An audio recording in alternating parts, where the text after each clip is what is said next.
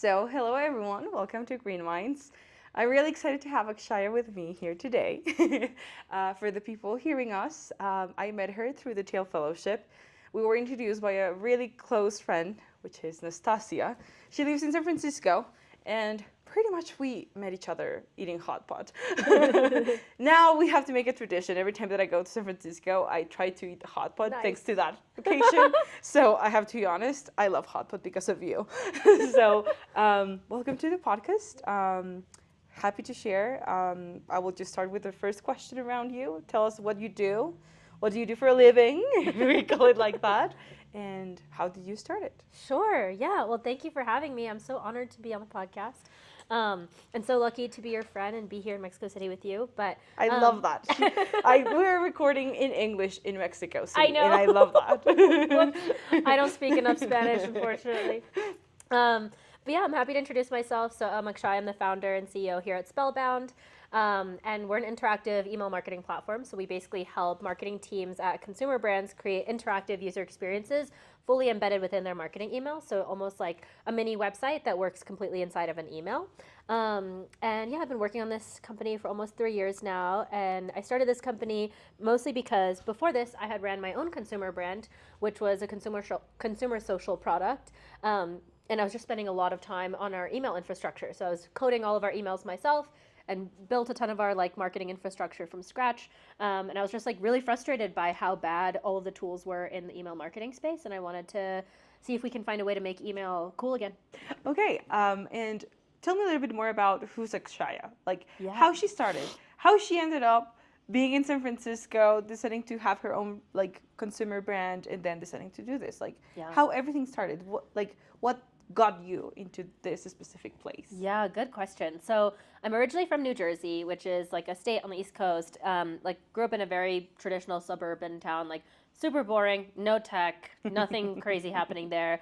But I was always really interested in math, science, STEM, and I just found it really fun and exciting. And then when I was in middle school, when I was 13, one summer, I just kind of was really bored one summer and had nothing to do. And I just taught myself how to code and then started building side projects, and I went to hackathons. So honestly, hackathons are kind of what I owe my entire entrepreneurship journey to, because I became addicted. I would be traveling around the country and around the world every weekend, just meeting up with complete strangers and then building these cool apps and websites and software projects together with them. And then we started winning a bunch of them. So it was a really fun and exciting experience. And then from that, I kind of got obsessed with just the feeling that you get when you get to build something from scratch and impact people's lives that way, and literally create something out of nothing. That was super duper fun. So then I went to Stanford, where I studied computer science, and I thought, okay, maybe I'm going to be a software engineer, and this will be kind of my way that I continue to build software and make things for people. And then very quickly realized that you don't really get that much of an impact when you're working at a huge company, and there's thousands of other engineers, and you just have a tiny feature. So I dropped out during my second year at Stanford and ended up starting that company, and eventually got the Thiel Fellowship, as you know. And yeah, rest is history. I love that. Yeah. And something that I want to go a little bit deeper on that side. Of course, there's highs and lows in our life, and as founders, we tend to avoid talking about the lows because we forget that sometimes we're humans and we want to be superhumans and that we should be accomplishing all the time. So understanding a little bit more, what's the lowest point that you've been in the last couple of years building your company? How did you got out of it, and what did you learn from it? That's a great question. I mean, honestly, the lowest possible low was probably when I left my first company, and I had some time to figure out what I was going to do next with my career. And I had a bunch of options. And, first of all, I had poured my heart and soul into that company, and it was really, really disappointing when it didn't work out. And it was sort of a painful moment for me. So that was probably the lowest moment. And at that point, I had to figure out whether do I go back to school and finish my degree, or should I go try to get a job, or should I go through this pain again of starting a company and go for round two. Obviously, my parents like wanted me to go back to school, and they were like, "Where's the degree?" And then, but I really wanted to give it another try, and I just like could not bear to like feel like I was a failure. But those couple months was really really stressful, and it took a long time, honestly, for me to like regain the like energy and motivation that I needed, because like that first company was like had taken so much energy and was like so it was just so painful, that yeah, that was probably the lowest moment.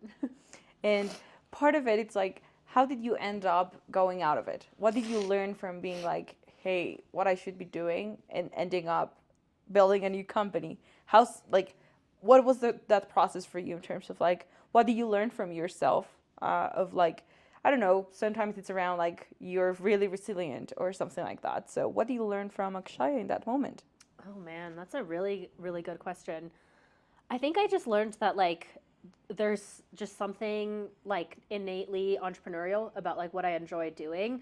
Like no matter what, I don't like anytime I like in the previous, like years before I started companies, when I would do internships or something and I had like a boss and somebody would tell me what to do and I didn't get full ownership, it would just never feel as satisfying, and I would always just feel like like I don't know why I'm doing this. So I think there was just like the fact that even though there was this really painful exit and I wasn't sure if I was gonna, be able to be a founder again, the fact that I was like able to go and start another company and raise money again and like literally do everything round two, I think it just like taught me like I was born to be a founder and I love being a founder and it's like the best job. So even in the future, let's say I like have a job in the future or have to do something else, eventually like I want to just keep starting companies. Like that's like so fun for me. I love that because I think in general, not a lot of people think about like their second startup in general, and like you definitely already have like the second one and things are going pretty well, as I know. So I think the most interesting side, it's what built us like in general. So what are the type of things that you do in your regular life to keep you like true to yourself? In terms of like, generally, I don't know if that happens to you, but we tend to have like imposter syndrome where we think that some stuff, it's not enough of what we do.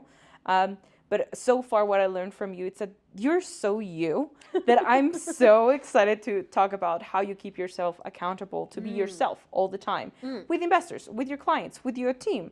How do you do that? Oh, that's so interesting. I mean, I think like having a great support system is like obviously really, really important. Like I'm very, very close with my mom and she's like my biggest number one fan, like such a hype man. Like she will always just like, anytime I'm feeling stressed or sad or I'm like having like a low self-esteem moment, like she will always be there to like get me back up and like remind me like, like how like everything is going to be fine. So I think that's definitely really, really important. And like also I think what I realize is like, especially in Silicon Valley, there's so many people who are like less qualified, like come from really privileged backgrounds, and they're able to go raise like twice as much money and like hustle their way to success. So if they can do it, like I can do it too. So it's always this kind of like feeling of just like forcing yourself to feel confident because, there's nothing that like I can't do that somebody else can do. I love that. You're like a badass for me in general. No, so you are. You're I really my love inspiration, that. Tammy. So talking about this part of like how your company is built right now, do you like to share something that you like about your company? Absolutely, yeah. I mean, what I really like about the company is like some of the like customers that we've worked with are like, I'm so honored to get to work with them. And we've like genuinely, I think, broken some records in like marketing campaigns. Like one of our customers is Feastables, which is like the Mr. Beast's chocolate brand. And we love Feastables in we here. Do? We really? I do. They're so good. They're so good. And they get better and better. Like they keep redoing the recipe and it's just getting better. It's really good. When we first started working with them, they sent me like a huge box of Feastables, and yeah, it was bad. I ate so much of that. But yeah, it was like super cool to see some of their like marketing campaigns that they were able to build on top of Spellbound. Like they sent out one email campaign that literally got like 15 million clicks in an email, which is like probably breaking some record for email engagement because I don't think people like clicking on emails that much. Nope. So yeah, it was pretty crazy and like almost broke our servers. We were like, oh my God, this is like way too much traffic. I love that. I didn't know that you were working with Feastables. Now I admire you even more. Like they're great at their marketing. Yes. So it's like a big thing. I love that. And talking a little bit more about what do you do for like, outside of your company, Yeah. like because I know that your company makes you really happy and you're really excited about it. What else makes Akshaya happy? Like what else it's like on her top, like on top of her mind all the time, and something that she really enjoys doing. Oh my gosh, so many things. I mean, obviously, like getting to spend time with incredible founders like you is definitely what brings me joy and like makes me feel so inspired and motivated to like keep doing better and like yeah, it's just like so wonderful for me. So thank you for having me. But I think also like exercise and things like that helps. Like I'm also a really creative person, so like during the pandemic, I picked up pottery as a hobby, and I would just be like making mugs and plates and stuff, like very non-tech, very non-startups, just to kind of like get my brain out of like startup mode and into like hands-on mode, because like you're looking at a computer screen for so long during the day that it's really nice to just like touch grass. But now recently I've been getting really into pickleball. Like I was at the maker retreat, which me and Tammy are part of. And Tammy knows I was literally locked into the pickleball court the entire retreat. So yeah, I'm obsessed with pickleball right now. Are you good at it? I think I'm pretty good. You can ask the maker folks. Yeah, I'd say I'm pretty good. Where did you end up in the? Did you participate? Oh yeah, I was second place in the tournament, so didn't win unfortunately. But second place, it's perfect. She's really good. So just for context, from everyone hearing us, Maker, it's like a social community for founders. Like I always say, it's just a community for founders, where we talk about like the hardest parts of our lives. It's a really intimate place to go and be really deep. And they do these retreats every 3 months, or so, or they try. So pretty much we do like a really, really cool way of like disconnecting from our companies and connecting with people and founders that has the same troubles. And this retreat was a couple weeks ago, already 2 months. Fuck. Wait, 2 months? Yes. Oh my God, that's crazy. Time has flown. Oh my God, it's crazy. So it was 2 months ago, and we went to Arizona, to Phoenix. And it was a really interesting retreat. I think it was one of the best ones that I've lived so far. Really? It was your first one, right? That was my first one. Yeah, in my case it was the third. Wow. And I really enjoy it. And I think the people were so amazing. Yeah. And yes, we are incredibly competitive with pickleball. Everyone likes pickleball. It's like the new founder activity. Even when I'm in San Francisco, I go to the pickleball courts near my house. Every time I'm there, I'm always meeting founders. It's only founders who play pickleball. What is going on with founders and pickleball? I don't know. It's so strange. We're just competitive. Yeah, we're just competitive. It's an easy it's an easy game to play, you know? It's easy to pick up. And most of the founders, we tend to have like, I don't know, we used to play tennis or something like that. So I think that's why. I really agree fun. with it. But also you travel a lot. Yes. So tell me a little bit more about your favorite place that you visited the last 12 months. Ooh, okay. Well, in the last 12 months, probably London. I have not, actually, I've been traveling less this year because I want to spend more time in San Francisco. The company is fully remote, so I don't have to be anywhere, which has been like such a privilege to be able to like travel during the pandemic and work remotely with the team. But yeah, this year I did a couple weeks in London, and it was so much fun. Like it's like such an underrated city, at least I feel like, because everyone talks about New York, and there's always like, people in SF complaining about how they wish they were living in New York. And I tried living in New York, and I was like, nah, I don't think it's the best city. But London is really up there. It's beautiful. What did you like about London? Well, it's just like the culture. Like there's so many cafes, restaurants, bars, fashion. Like feels like everything has a place in London, and it's just like there's so many parks. The parks are huge. So I'd just be like laying in the grass, listening to a podcast. It's just like so peaceful, even in the middle of the city. I loved it. I really like that. I think I agree with you, but I'm biased because I love New York City too. Oh. And I think London, it's the old New York City, Yeah. New York City, it's settled as it's bigger. London is way bigger than New York. Yes, for sure. Yeah. But also it's like New York, it's just an isle. It's like a really small island in the middle of like the US. So it's a little bit different. They have like not the same capacity as London. Yeah. But for me, London, I think one of the best parts was actually the people. I think the people are really great. Yeah. Food is terrible. What? I do say that No about way. London. Really controversial. That is controversial. But I'm Mexican, so I'm biased. I have great food everywhere. But yeah, I think from all the places that I went this year, London was a terrible one with food.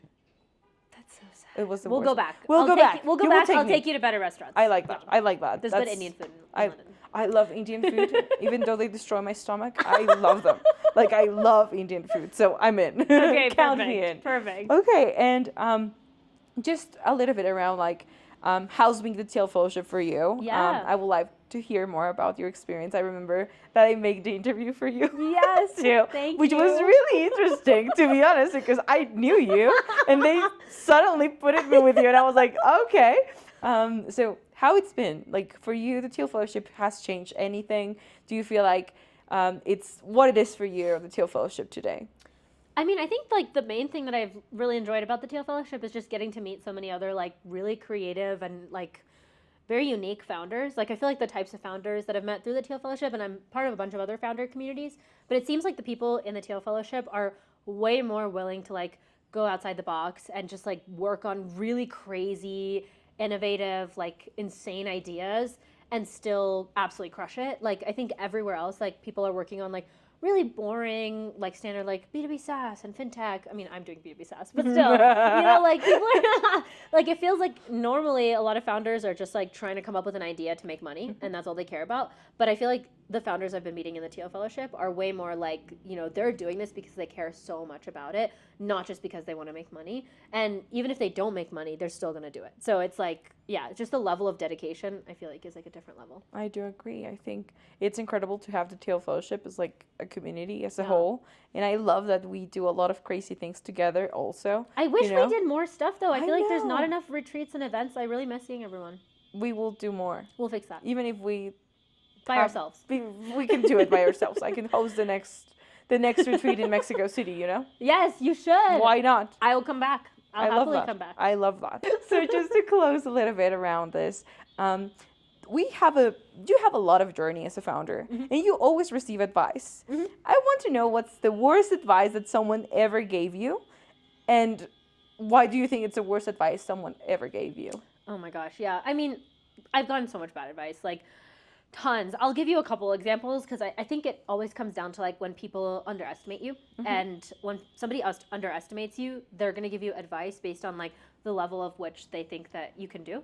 And so some bad advice I got like when I left my first company, like basically I was like talking to one of my old investors who's like a small angel investor in the company, and I was just like, hey, I want to update you, like, you know, I'm so sorry that things didn't work out the way you wanted and all that kind of stuff. And he says, that's okay, maybe some people just aren't meant to be a founder, and maybe you should just move on and try something else, like try getting a job, and like you should give up. I was like, that's crazy advice, I don't know about that one. And I was like, no, I'm pretty sure I want to be a founder, I'm pretty sure like this is what I'm meant to do. And then I ended up doing it again. So like, honestly, I was just like, I'm going to prove you wrong. So that was great. And usually when there's bad advice, and like, you know, it's bad, I just use it as fuel to get better. But then sometimes there's bad advice where like you kind of sort of believe it. So I also had it's kind of a pattern here. It's coming from investors. But second bad advice that I had was after I started Spellbound, we were like starting to hire people for the first time. And one of my investors from my pre-seed was basically suggesting that I should like try to bring on a co-founder. And again, it was like coming from a place of like underestimating whether I could do it by myself because I'm a solo founder. And, you know, he knew that I was hiring engineers, and I'm also technical, but he really strongly wanted me to like bring on like a technical co-founder and like have a CTO and all that kind of stuff. And I really strongly considered it for a moment. And I was like looking at candidates, and I was like, maybe we really need a co-founder. This investor strongly thinks we should get one. And I ultimately just like didn't feel like it was right for the company. And look, you know, we were able to raise another round just fine, and we built the product and hired engineers, and yeah, didn't need a co-founder after all. I love that. And something that I really feel like it's badass, it's like you say no to them. Yeah. At the end. Yeah, exactly. And I love Which that. is easy when they're not on the board. So I think that might be, you know, that might be different, but. Definitely, I agree with you. I think most of the times when we have a board meeting or something, it's harder to say no. Yeah. But sometimes they do appreciate when you say no. Yeah. Like so far, It's your company. It's your company. Yeah. I think they invested in you because it's you. Exactly. Like that's something that I learned so far with my investors. Like they do it because it's you, and they're okay with it. And if you handle the situation, you're gonna be fine. Yeah. You know, it's like that's what they care about. Right. So I do agree with it. And something that I like to ask, it's how do you see yourself in the next year? Something that I want to do, it's like next year maybe interviewing you and knowing what you're doing. So in terms of like company, personally, or whatever you want to share, where do you see yourself in a year from now? And what do you want us to come back and talk if you made it or not? I'll start with personal goals. Very similar to you. I would love to make fitness and health a priority. And I think I've already started doing that this year, but hopefully a year from now, I've actually reached some of those fitness and health goals. And big one for me is waking up earlier. I'm like a very, very, very night owl kind of person. So I end up staying up way too late at night. And sometimes it's great because I'm like the most productive at night and I just feel so energetic and I can like get things done. But then it ends up being really bad for me because I either don't get enough sleep or I just wake up really late and it like destroys my morning. So I really want to fix my sleep schedule, hopefully a year from now. And yeah, just like get health back in shape and things like that. I think company-wise, transparently a year from now, I think hopefully we'll have exited. So we'll be on to whatever the next phase is. We'll see what that is. I hope that you gain a lot of millions of dollars. That'd be great. I would love that. That would be incredible. And just to finish up, something that I like to ask around what do you do and what you recommend? It's like, do you have a podcast, book, or music that makes you feel more you that you want to share with the world? Ooh, I actually really like, this is kind of a basic answer, but I really like the podcast How I Built This by Guy Raz on Spotify. It's like a really good one, and specifically I really like some of the episodes that he's done with female founders. Like some of them are so inspirational. Like some of my favorite ones are like the Cisco founder, the Burt's Bees founder, Bumble episode. There's some really, really good episodes, and like, yeah, I'll just literally re-listen to them sometimes if I want to like get some inspiration. I love that. I do agree that it's so hard to have female founders, and that's why also I'm doing kind of this. It's like I have incredible female founders around me that I should be doing even more podcasts. Bless you. I'm sorry. Don't worry. Perfect. So thank you, Akshaya, for your time. Thank it you was for great having me. This you. was so fun. So congrats on your company. Let's go for that exit. Yes. We're doing like, I don't know how you... Cross your fingers. Cross your fingers, guys. And thank you for it. Awesome. All right. Thank you. There you go. Bye.